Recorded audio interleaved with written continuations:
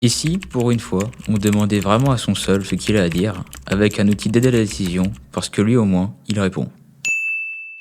Avant, quand on voulait connaître son sol, on utilisait ça, une tarière. C'est un peu comme un tire-bouchon géant pour le sol et c'est très physique. Le problème, c'est qu'on prend plein d'échantillons pour faire une moyenne.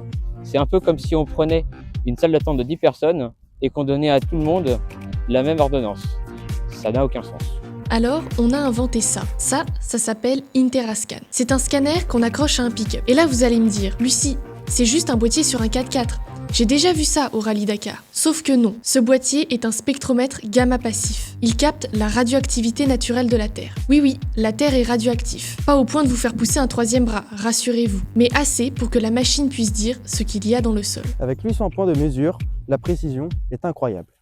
On peut cartographier 20 paramètres différents.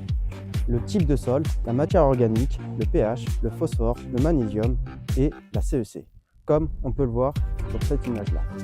L'intérêt de tous ces déploiements technologiques, c'est la modulation de dose, c'est comprendre son sol, ses forces, ses faiblesses pour adapter ses pratiques. Actuellement, on applique 224 unités de potasse sur toute la parcelle de betterave, sans distinction. Avec Interascan, on génère une cartographie de précision. On va appliquer 237 unités de potasse, mais pas n'importe où. On va mettre 368 unités là où le sol en a besoin et seulement 160 là où il est déjà bien pourvu. On peut même moduler la dose de SMI, de produits phytosanitaires ou encore d'engrais organiques. Alors oui, parfois, l'économie d'intrants n'est pas toujours notable.